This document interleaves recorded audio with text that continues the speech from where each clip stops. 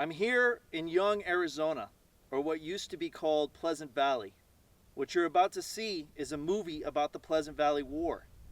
It'll be told in two forms: documentary interviews and traditional narrative filmmaking.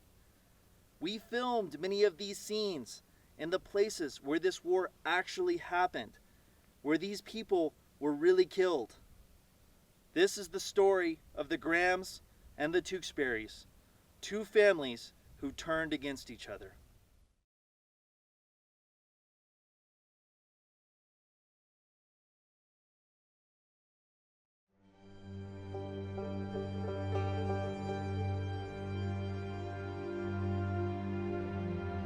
The Pleasant Valley War.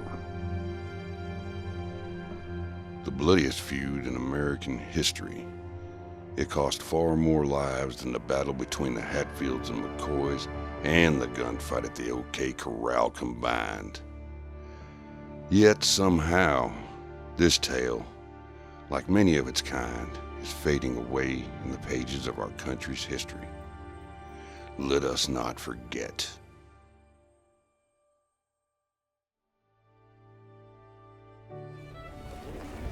Here they come now.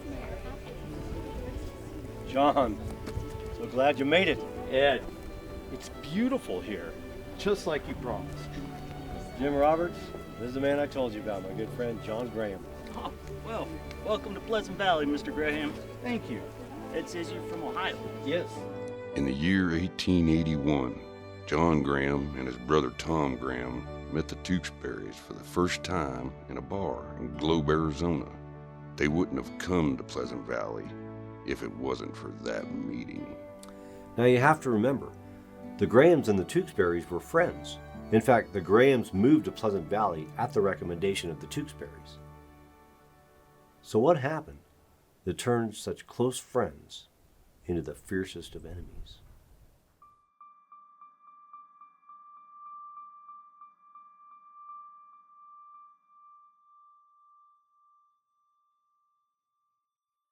Now this man, James Stinson, comes to the valley, and he brings with him near 1,200 head of cattle.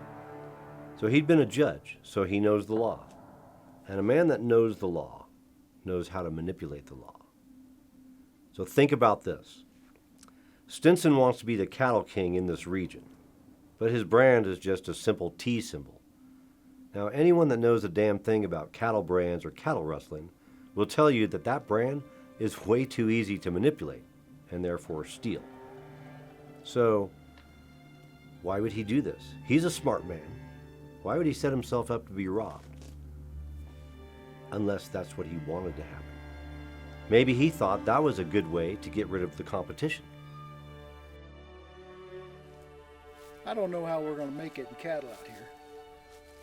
Seems like every time we gather, 3 out of 5 head got that Stinson brand on them. Yeah, he does swing a mighty wide loop for a newcomer. He thinks he's some kind of cattle baron. He does have an awful lot of cows.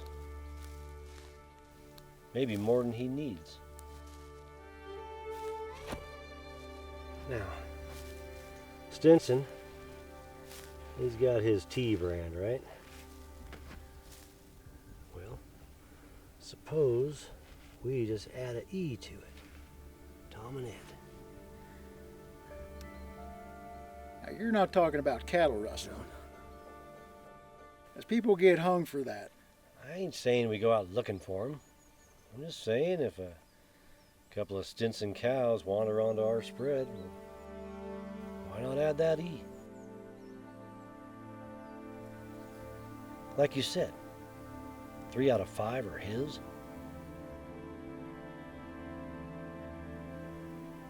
What the hell? He ain't gonna miss a couple cows gone. That's right, brother. By all accounts, both the Grahams and the Tewksburys stole cattle. It wasn't hard. You have to remember, this area was open range, so there were no fences for miles. The cattle herds would all blend together and then be separated at branding time. So it was really easy to accidentally gather up some of your neighbor's cows if they wandered onto your spread. Or if a neighbor's cow had a calf on your property, it was really easy to adopt that calf into your herd and brand them accordingly. Now, according to Jinx Pyle, he was not a violent man. He was married to a devout Mormon, and he never took any violent action against the Tewksbury's or the Grahams, even though he knew they were stealing his cattle. He was trying to let the law take care of this problem for him. But some of his cowboys had other ideas. I know that them Grahams and Tewksburys are stealing our cattle.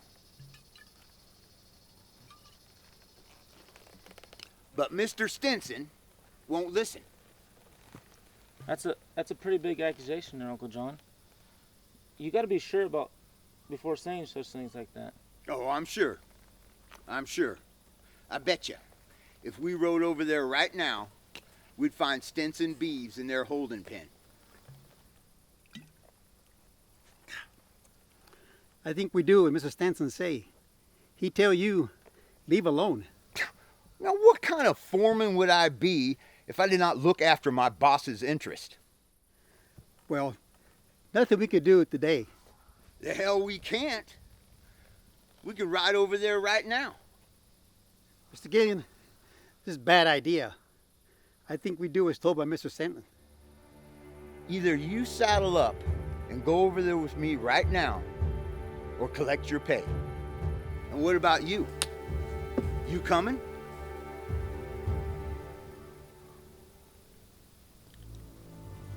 I'm with you, Uncle John. That's a good boy. Let's go.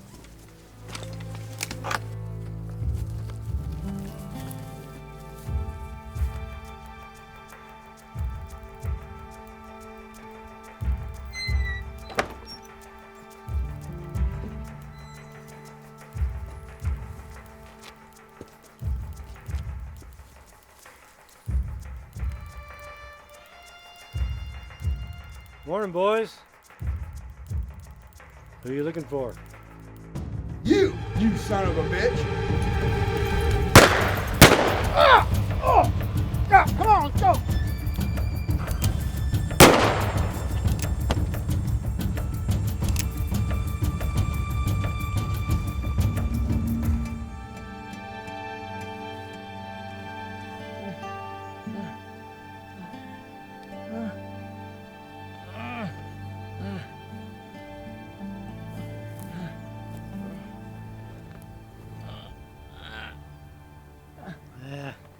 You'll be fine.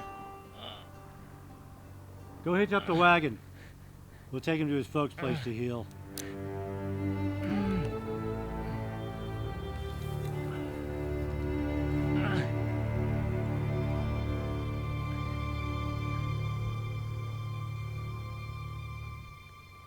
Well, that's the story that Ed and his friends told. The other side of it is not much different, except for a few details.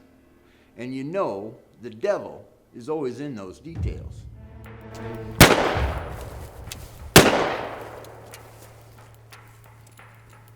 The other side was Elijah didn't even raise his rifle. He was trying to get away, and Ed shot him in the back.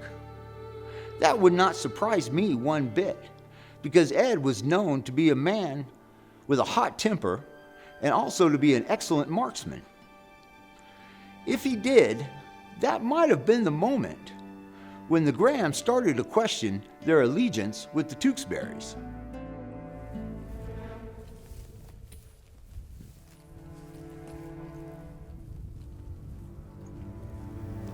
The aftermath of this first fight didn't occur in the backwoods of Pleasant Valley, but in the court of Prescott in the winter of 1883.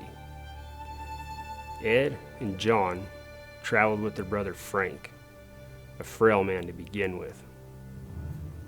They were accused of murder, but this was a pretty hard charge to make stick when the man they supposedly killed was still alive. It may have seemed for a moment that all the trouble had been resolved, but on this journey, another life was lost. Frank, you okay?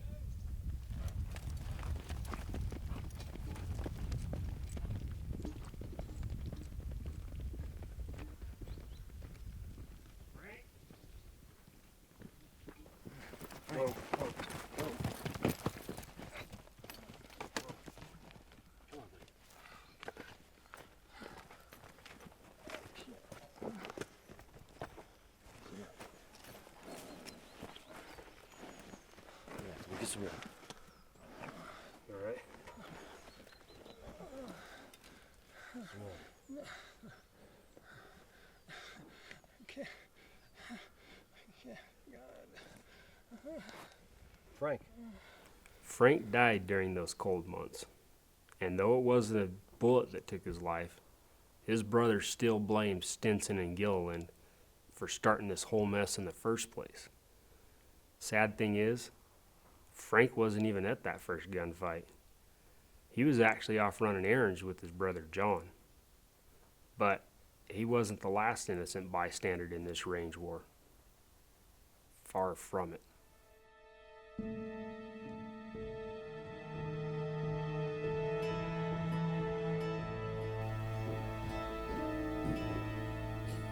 Gentlemen, sit.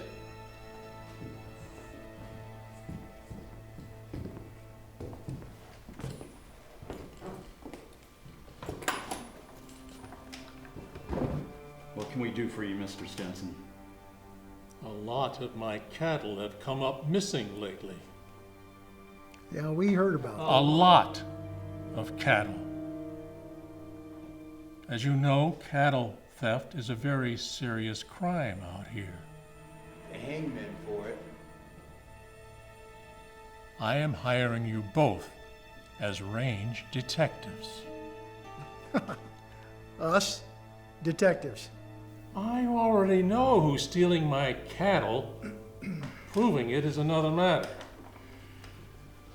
You will find evidence that will incriminate the Tewksburys.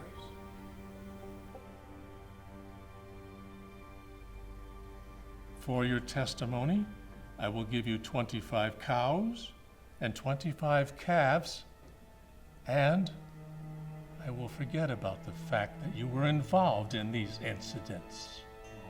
We had nothing.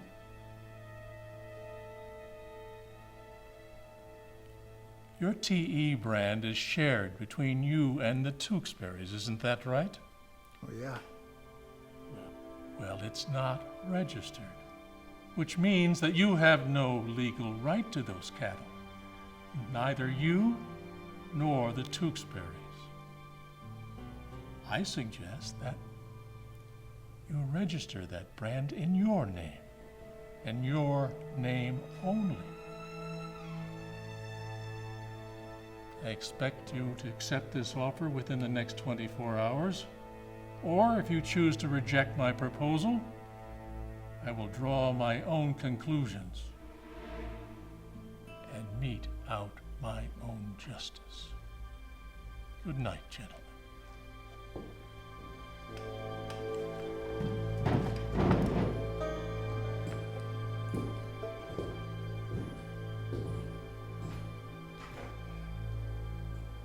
The truth be told, we don't know how it happened. We can't tell the reason why the Grahams decided to betray their friends, and neither can the historians who researched and wrote books about the war. It remains the ultimate mystery of this story. Could it really have been the cattle they received? That's hard to believe. Something had to have happened to cause the Grahams to betray them. Some have speculated that it was an affair with one of the family women that drove them apart. But that's an even harder sell, especially since the Tewksburys had no idea they had lost an ally until it was too late. What the hell are we gonna do? I don't know. Maybe we could talk to Ed. Ed? No, we can't do that. He's a damn hothead. There's no telling what he'll do. Ed's my friend. I can talk to him. Yeah. You saw how your friend started shooting when Gilliland and the other ones come out. He's plumb off his rocker. Well, what are we gonna do? Work for Stinson? John, he knows we're stealing his cows. Did you hear him in there? Did you get his meaning? There's just a lot of people to consider here. Family, children. What about our families? What he said was we either hand over the Tewksburys or we hang alongside them. I wish we could ask Tom and John Graham now, but they're long gone, along with anything that could lead us to the truth. One thing for sure, these men once called themselves friends. They were best of friends. We're now enemies. The stage has been set. The war has begun.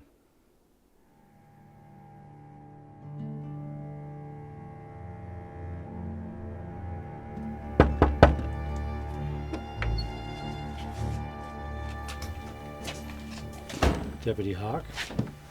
Morning, Ed. Morning, Jim. I have a warrant here for your arrest. For what? For cattle rustling. There's more Stinson's crap? No, this warrant was signed by Tom and John Graham. What?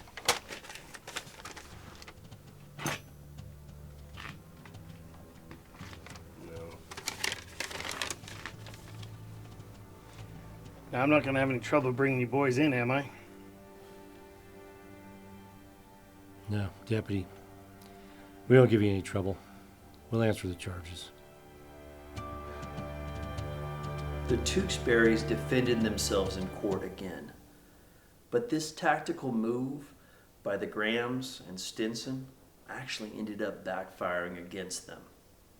See, the Treaty of War, as Don Dodera calls it, was a public record. And the jury soon realized that these men were framing their rivals for a price. Not only were the Tewksburys acquitted, the Grahams faced charges themselves. But as you'll see time and time again in this story, the courts were not effective in bringing either side to justice. This story has the breadth and depth of a Russian novel. It could be a Western version of War and Peace. It might take 10 hours to tell it all. As the fight began, more players entered the game. There was a hash knife outfit who, according to one source, brought with them many of the worst men who ever left Texas. They sided with the Grahams. The Daggs brothers were in the sheep business, hated by cattlemen. They made an allegiance with the Tewksburys. The list goes on and on of men who joined up and fought on various sides of this war. For now, we will focus on the central conflict. It is important, however, to acknowledge certain characters who would play a significant role in this bloody history. William Graham, the half-brother of Tom and John, didn't arrive on the scene until 1884. Andy Blevins, sometimes known as Andy Cooper, showed up with his brothers, Hamp and Charlie, and their father, Mart. What followed them was an array of rumors of crimes they'd committed in Texas and Oklahoma. When they got here, they took over a house owned by a Mormon family who were away at the time. When the family got back, Andy refused to give it up. And the family did not have the guts to take it back from him. I gotta say, I don't blame them. Then there was Commodore Perry Owens. He was a legendary lawman, a killer of Indians, sometimes, they say, without provocation. Believe it or not, he ran with Andy Cooper. That shows the fine line in these days between cop and criminal. Commodore Perry Owens will play his biggest part in our story a little later on. Now, what happens next is a little confusing. According to some sources, on July 24th, 1884, is where John Tewksbury paid John Graham a visit. There were also some Stinson cowboys present. This was the last goodbye between friends. Not if I can help it.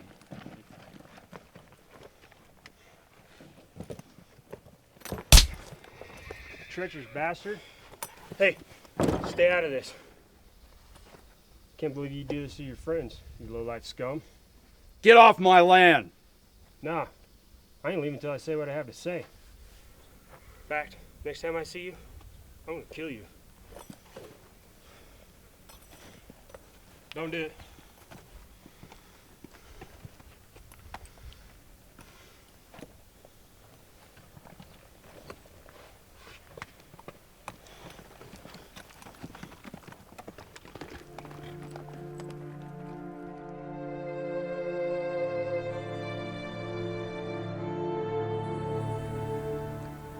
But what we can't figure out is that a similar incident happened the day before, so on July 23rd, 1884. According to these stories, this is where John Tewksbury pays a visit to the Stinson foreman. This story says John Tewksbury was accompanied by William Richards, Ed Rose, and George Blaine, a character with a sordid history who'd recently showed up to the area. Now these stories paint a different picture, and what transpires next is a lot more violent.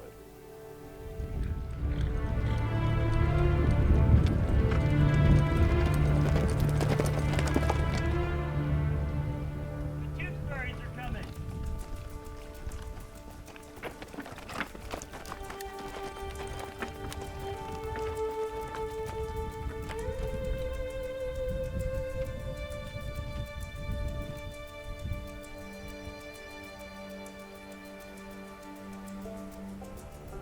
What do you want? You're planning the rodeo. We're still on the board.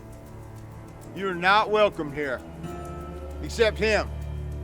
The rest of you, clear out. That's no way to treat your neighbors. You should be more hospitable. Like I said, Mr. Rose can stay. The rest of you get going. Who do you think you are? Just because you're Stinson's boy, it don't matter to us.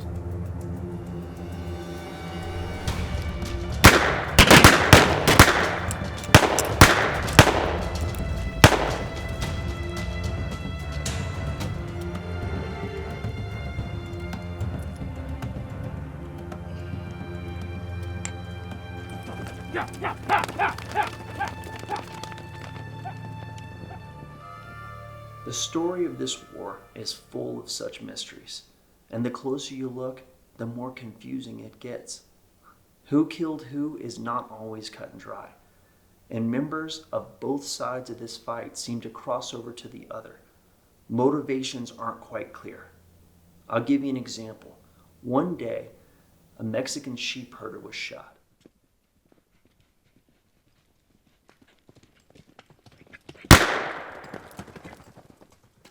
Some say it was done by the Blevins family, but author Jinx Pyle is certain it was done by a man named Bill Colcord. Now, Bill was actually friends with the Tewksburys, so why would he kill the sheep herder that they'd hired? Well, I guess Bill wasn't so crazy about sheep being on his land. He also, though, did not want to piss off the Tewksburys, so he did it and made it look like it was the enemy's doing. The killer's trail led straight back to the Graham Ranch. So many historians try to make sheep the main motivation for all this violence. Okay, so yes, anyone that owned sheep was a direct target of the cattlemen, but it was just one of many factors, and it really didn't become a factor until the war had already begun. One of the sources in Jinx Pyle's book says, both factions in the Pleasant Valley War were cattlemen. The sheep that were brought into the valley under the protection of the Tewksbury guns were only an incident intended to harass the Grahams. Now, sheep herders were not exactly the most popular guys in Pleasant Valley. Another one of them, named Samuel Shull, got in a big fist fight with Hamp Blevins.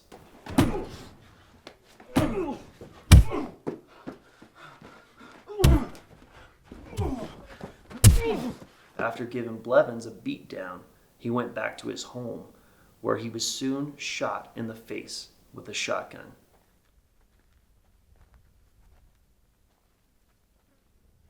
Shout!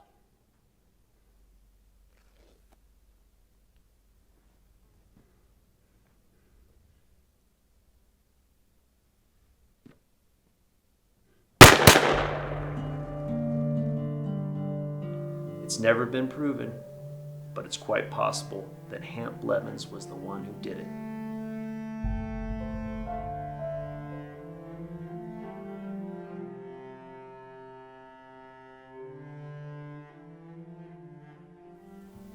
The reason that the Pleasant Valley War escalated to the point that it did was because it wasn't just the Tewksbury's and the Graham families that were killed or killing people.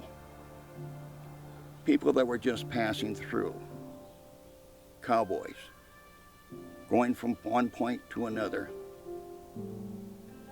were being killed. Some were found, others just went missing because wild animals, lions, hogs, would eat their bodies and they'd be gone. Mart Blevins, the head of the Blevins family, brought his boys up from Texas, running from the Texas Rangers. He joined the Hash Knife cattle drive to hide his trail and to get 3 square meals a day driving cattle. And they landed in the lush, tall grass of Pleasant Valley. What a haven for cattle, and what a haven for rustling. And rustle they did. In July of 1887, Mark Blevins disappeared. Some say it was the Tewksburys, but no one really knows for sure.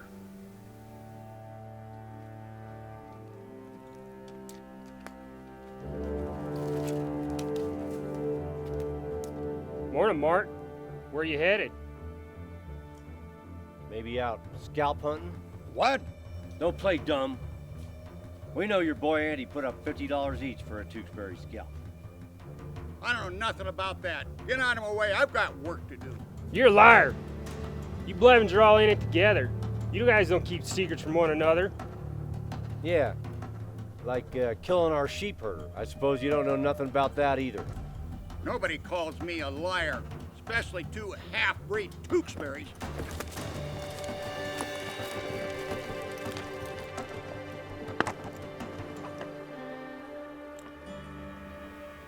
Mystery or not, the Blevins boys blame the Tewksburys for the disappearance of their father. And they sent out on a mission, along with the Hash Knife cowboy buddies, to find their father or to kill Tewksburys.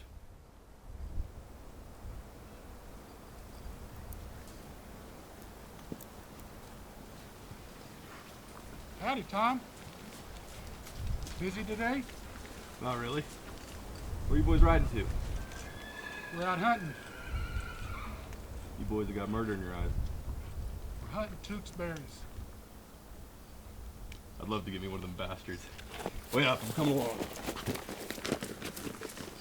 They met in a saloon, and in a drunken, boisterous manner, they said the phrase, "Let's just start a little war of our own." That became the title of a book written by the late Don Dodera. That best describes what happened in Pleasant Valley. The boisterous talk was overheard, and when they showed up at the Middleton Ranch to kill Tewksburys, they were expected.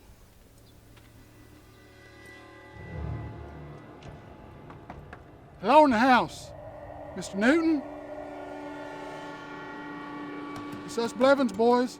We just want something to eat. Get the hell out of here. Whoa, Ed. We're just here for a meal. This ain't a boarding house. Turn your horses and get. Okay. Just calm down. Once again, no one knows who took the first shot. But it's a damn good guess that it wasn't the Blevins gang. It was not an ideal situation that they were looking for.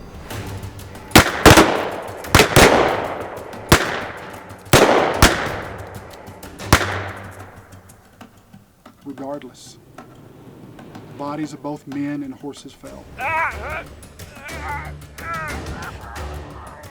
Hemp Blevins was shot in the head. Ed Tewksbury nearly was shot by John Payne. Payne's running for cover, and he's shot by Ed Tewksbury or Jim Roberts or both.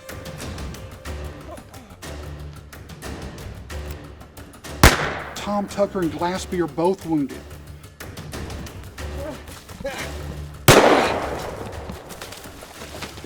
Glaspie walks 30 miles before he finds help. And without a single casualty, the victory goes to the Tewksbury side. Jinx Powell writes in his book that right after the shootout, a band of Apaches on the warpath come down and they look at the bodies and they see the guns out the ports and they take off as fast as possible. The defeated band comes back in a couple of days. They bury their dead. The ranch house had already been abandoned, but they burn it down anyway.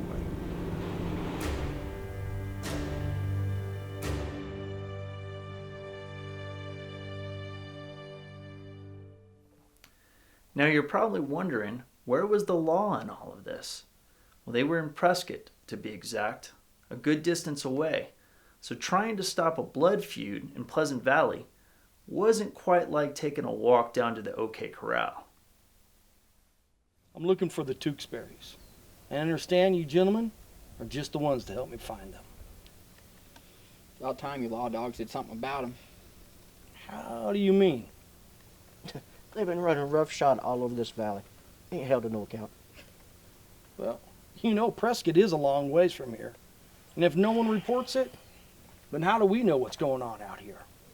They're thieves and murderers. You gotta take them all in. You know, with claims like that, I'm gonna need some hard facts. And if they're true, I'll go after them. Oh, I'll give you the facts. Sheriff! Wake up! The horses are gone. What? The horses, all of them. The Tewksburys got them. They left this note with our man on night watch. They got the drop on them. We found your horses wandering loose. With all the rustling going on in the area, we took them for safekeeping. You can come by our ranch on your way out of Pleasant Valley to reclaim them. Ed Tewksbury.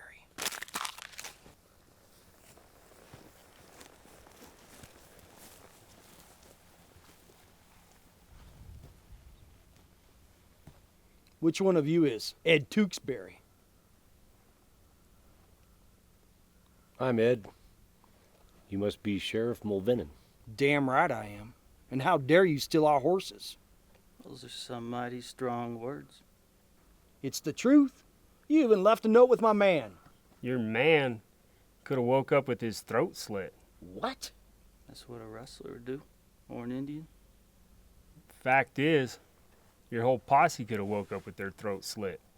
A lot of dangerous men lurking around in these parts. Are you threatening me? I'm the law.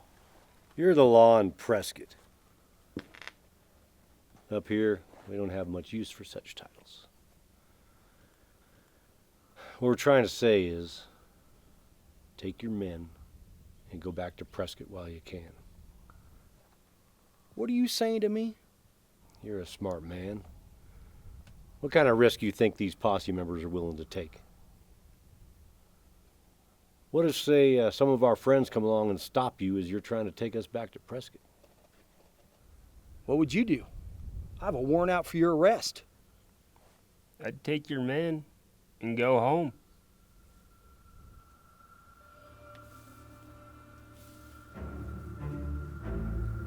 Go back to Prescott. We'll be along eventually. Well, I'm gonna need my horses back then. I'll have them taken over to the Perkins store.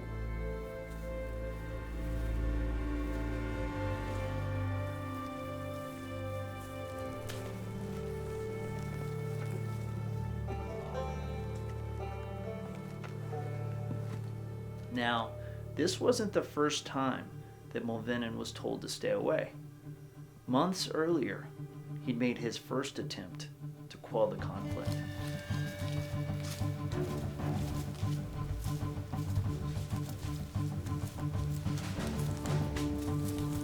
Don't turn around. I'm Sheriff Mulvinen, and I'm looking. I know who you are and who you're looking for. Leave Pleasant Valley.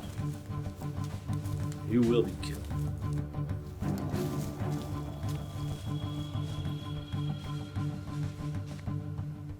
He was warned by not just one, but both sides. I'm Sheriff Mulvinen, and I'm looking. I know who you are and who you're looking for. Leave Pleasant Valley, or you'll be killed. So for the time being, there was no law in Pleasant Valley, except what each man made for himself. The sheriff, he smartly decided to return to Prescott.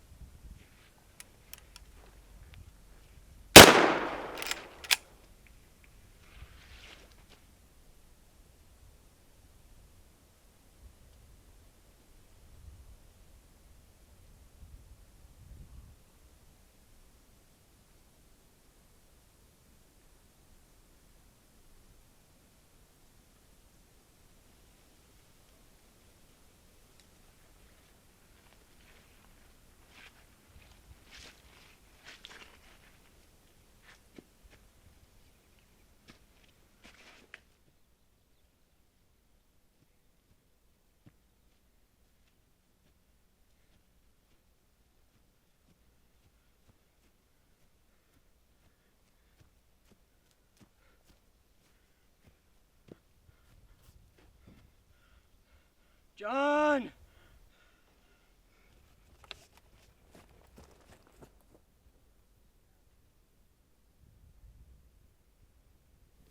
Before the boy died, he confessed that it was Ed who's the one who done it, but a man by the name Jim Hawk took the blame for his murder. Jim claims that he was there looking for John Graham with a warrant and mistook Billy by mistake. And he states that Billy opened fire on him, and he said that he just had to put a bullet in him. The only thing that came from this murder was just more hatred between these families. After Ed got away with what the Grahams believed to be the murder of William, they and their allies were more united than ever. They came back at the Tewksburys with a vengeance. On September 1st, 1887, while Ed was in the house with John Rhodes, his friend, and the women, John Tewksbury and William Jacobs went out that morning.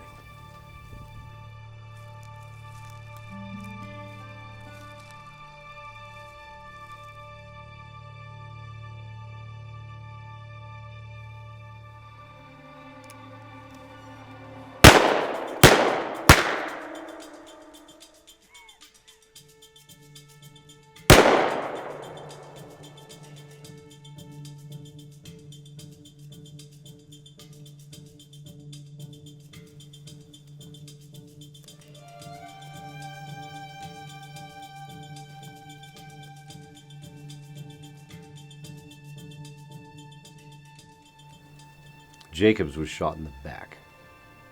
John Tewksbury was shot in the back of the neck.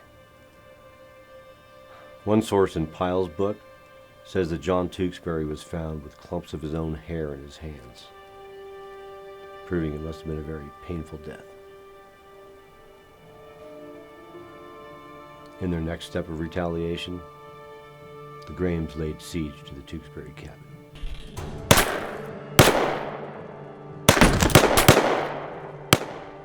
God damn you, Graham! Where's my brother? He's dead! So's Jacobs! You're next! Let us come out and take care of the bodies. No! We're gonna feed him to the hogs! Just like you did to my dad! That was my husband! You son of a bitch!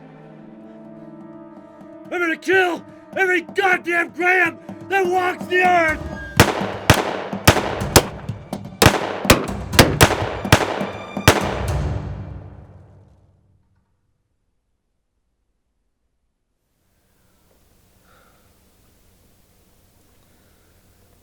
See anything?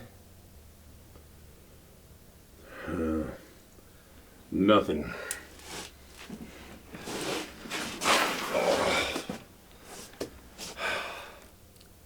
They ain't going away.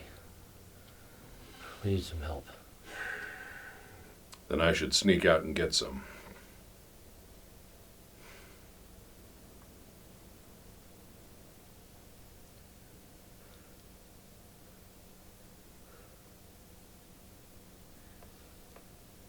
As soon as it's dark.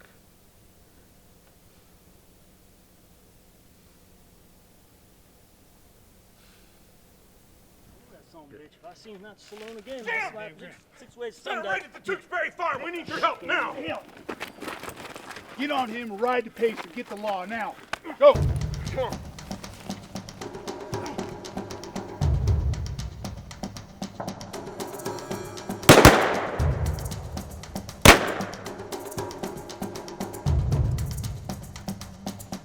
Ed, it's Joe Boyer.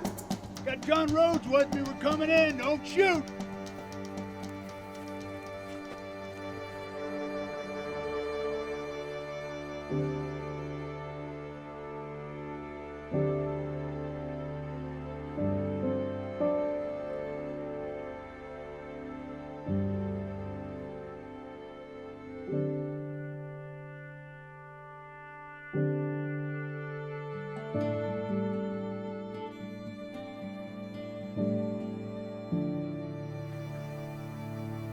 After the siege on the Tewksbury place, Andy Blevins Cooper made his way up to Holbrook with some of his brothers.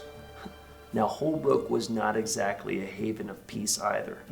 According to one source, in 1886, there were 26 shooting deaths there. To put that in perspective, the entire population of the town was only 250 people. While there, Andy did a whole lot of bragging about the killing he'd done in the war. And soon enough, the pressure was on the sheriff of Apache County to do something about it. The sheriff at the time? Commodore Perry Owens. Now don't forget, Perry and Andy had been friends. As Pyle writes in his book, they had ridden together, killed Indians together, drank whiskey together, and even courted the same girl. Maybe that's the reason it took Perry so long to catch up with Andy. Regardless, on September 4th, that's exactly what he did.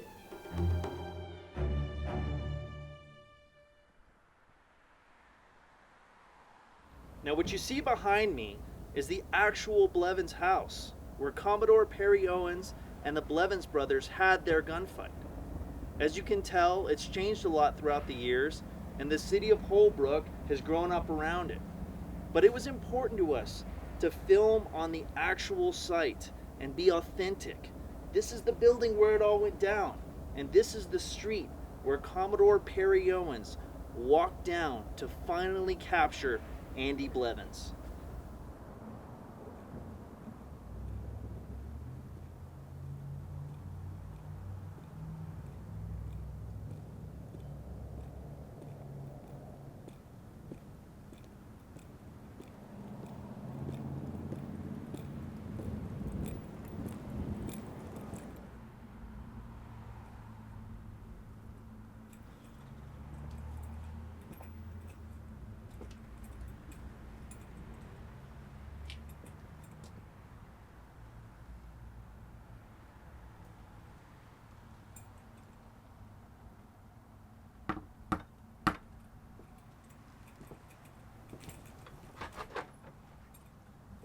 Andy, What you want? I have a warrant for your arrest. What's that warrant for? It's for stealing them horses. Talked about this before. Are you ready? Give me a minute. Andy, don't do it. Andy?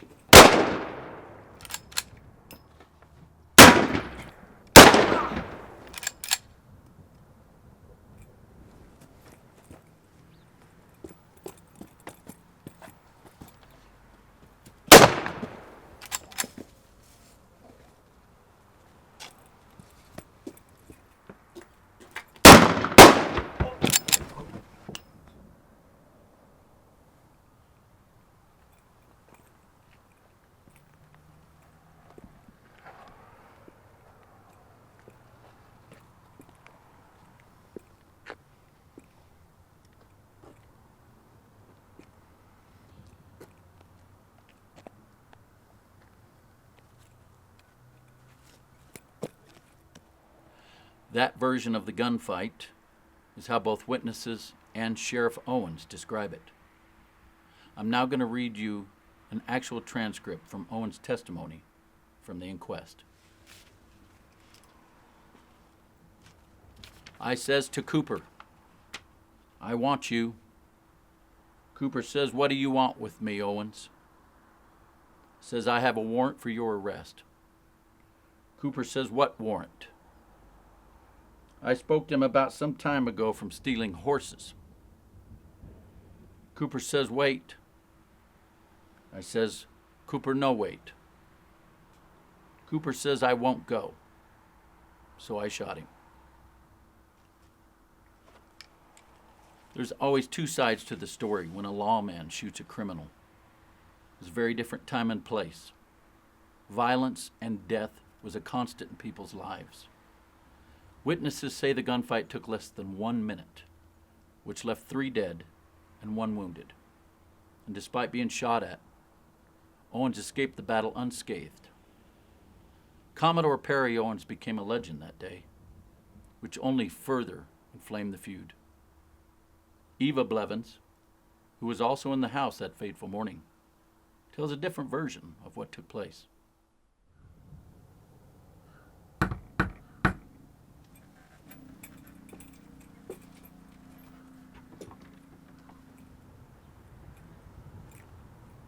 Is Andy here? Yes, of course. Andy, someone's here for you.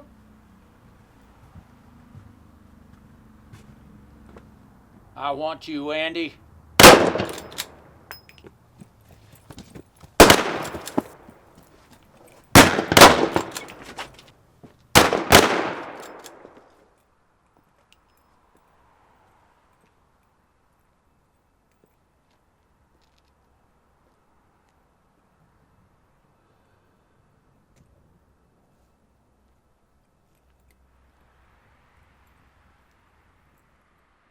As you can see, there are some discrepancies about what took place that day.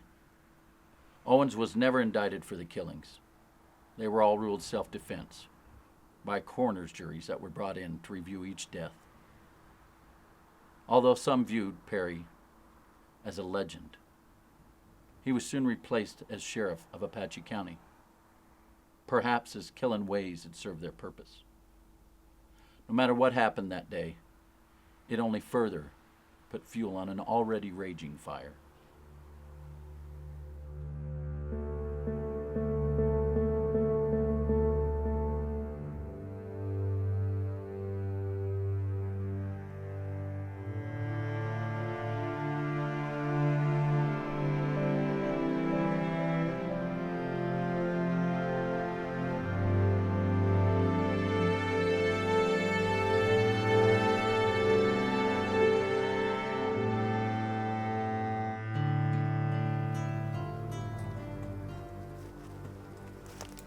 Put your hands up!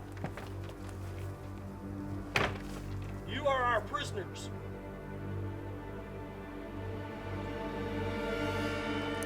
Ground!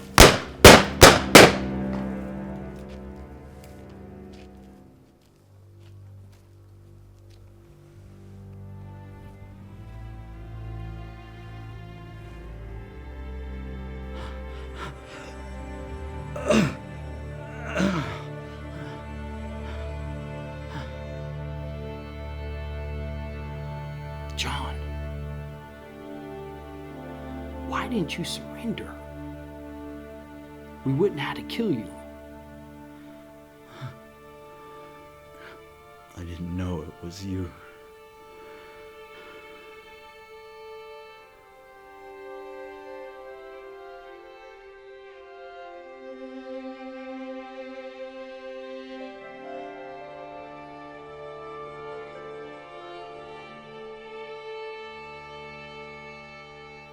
After the failed arrest that led to their death, the sheriff continued on to round up as many outlaws as that he could. The Tewksburys, well, they finally surrendered. Tom Grant, on the other hand, he fled, but he was later captured down in Phoenix. Trials were held, but nothing came of them. The conventional law once again proved inadequate in stopping this war. You see, a different type of justice was necessary.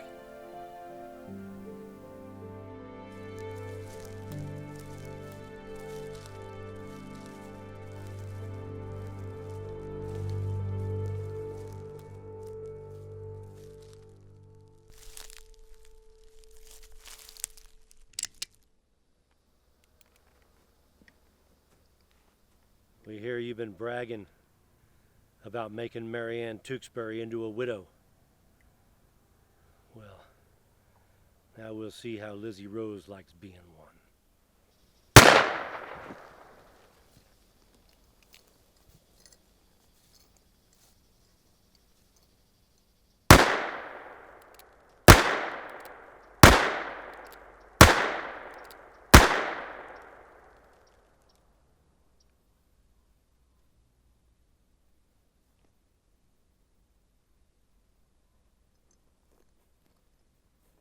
Now, it's not clear if Ed was the one who killed Al Rose, but he is confirmed to have ridden with the vigilantes. A fact that makes their mission more of a one-sided quest than an objective crusade. Al Rose was killed not far from his cabin, because unlike Tom Graham, who was smart enough to get out of the valley, well, Rose stuck around, and he paid the ultimate price. A group of vigilantes was formed to finally clean out the rustlers.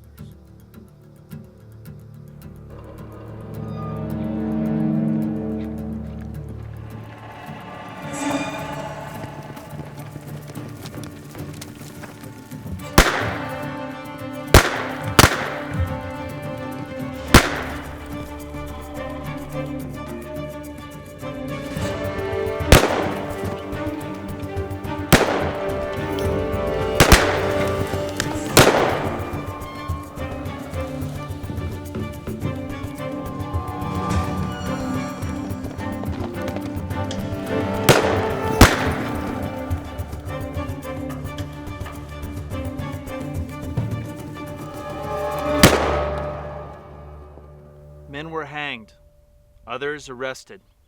Some fled and went on to live normal lives, even becoming sheriffs and deputies after they'd turned away from their outlaw ways. The violence did continue, but with Tom Graham, the last of the Grahams, gone from Pleasant Valley, it was nothing like it once had been. However, what happens next is the most incredible part of our story.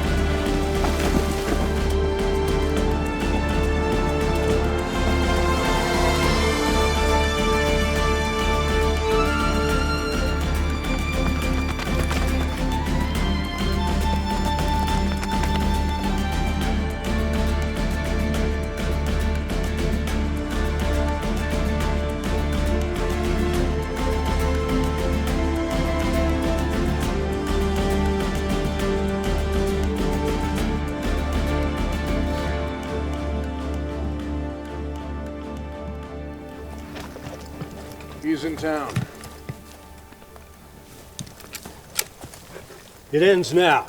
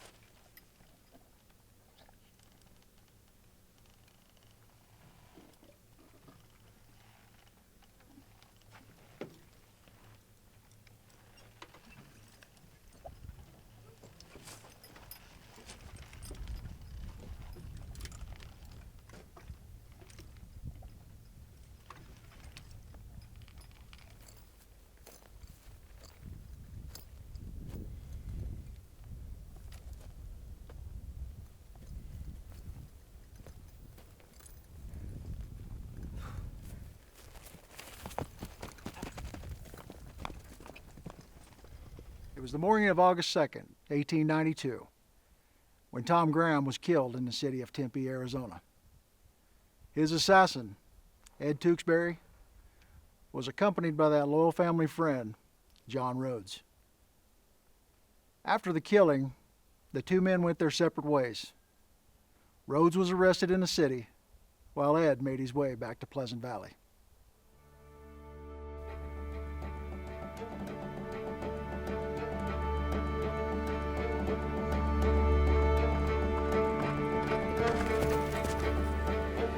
Now, many people believe it's impossible that Ed could have killed Tom.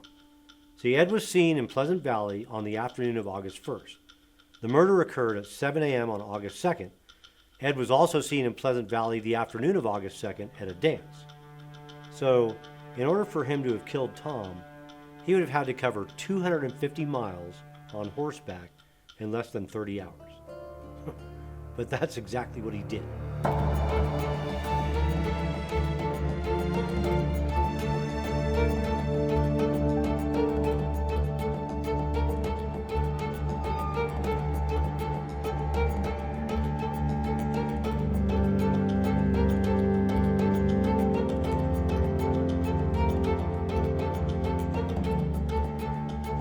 Now, this amazing feat of riding would have been the perfect alibi, except that a couple of witnesses saw him both at the scene and on his escape route. So Rhodes and Ed were both arrested and went to trial.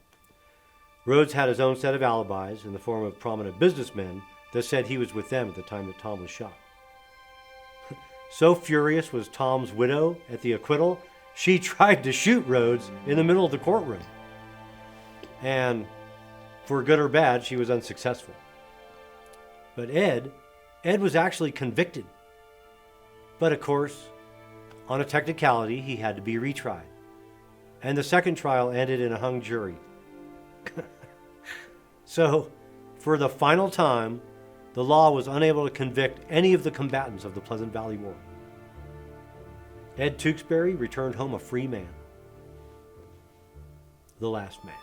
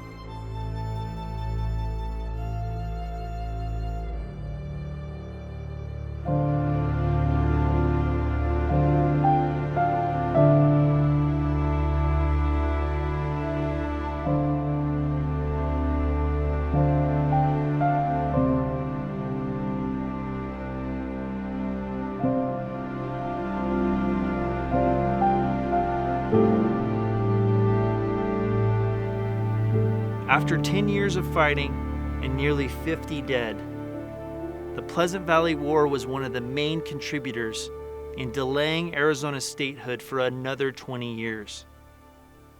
But what do we learn from this story? Historians have researched this for years. Countless books have been written. Other films have been made. But will we ever really understand what started this fight? We can't know the hearts and minds of the Grahams and Tewksburys, and we probably never will. But we do know one thing for sure. If you live by the gun, you die by the gun.